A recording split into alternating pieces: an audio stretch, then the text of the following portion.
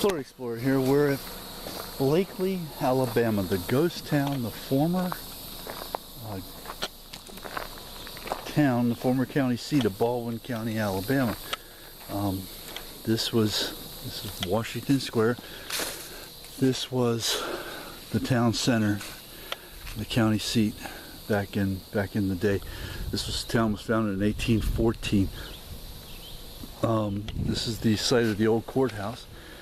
Inside there is the foundation, and we're going to go take a look at that in a minute. But right now, we're going to go over here and take a look at what legend purports to be the hanging tree. A person was sentenced in that courthouse. They were brought over to this tree, and the sentence was carried out. Now, people today wouldn't recognize that type of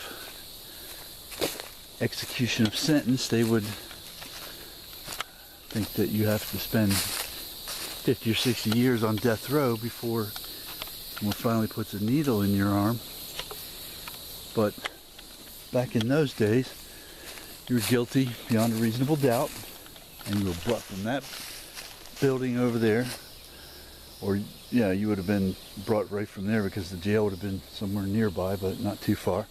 I mean, this is the town center, so you would have been sentenced in that courthouse, walked over here to this tree, and strung up.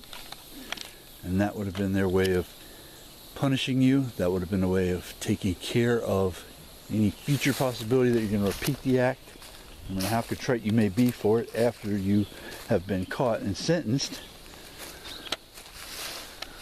You would have had justice dealt to you on this tree with the rope, with the due sentence, the just due sentence of the judge of Baldwin County, Alabama, carried out by the sheriff and the citizenry of the state thereof.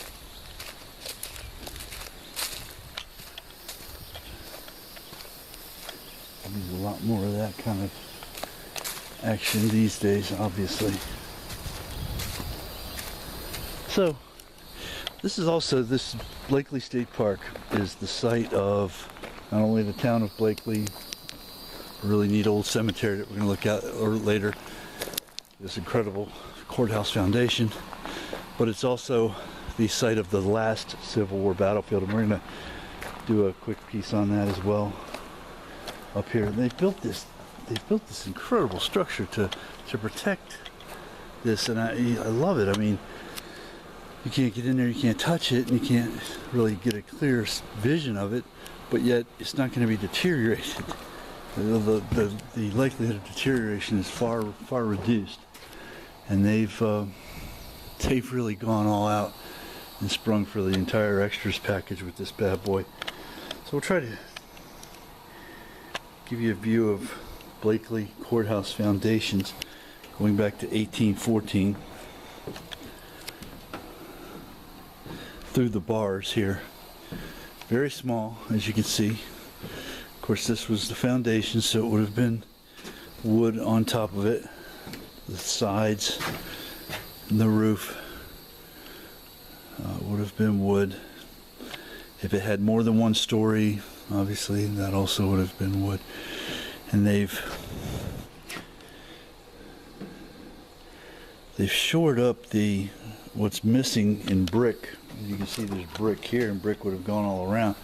The brick has deteriorated to some degree, so they've shored that up with timber. Looks like 6x6s, and done a really good job. This is an excellent job of preservation. Again, I'd like to get in there and, you know, touch it and be able to walk right up to it and get a clearer picture of it and everything, but you know, this is certainly much better for posterity. Nobody can get in there to do anything. So, which, now that I said that, makes me wonder where the gate is. There's always a gate. There we go. Here we go. There's always a way in and out. These preservationists have to get in there. So, anyway, we're gonna continue on and go through the rest of Blakeley. This is a Civil War site over not too far from here along on the same ground, and that is a very fascinating aspect of history for me, is the Civil War, and to be able to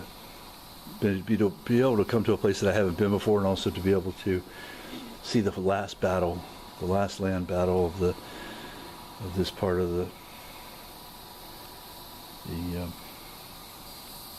war. The final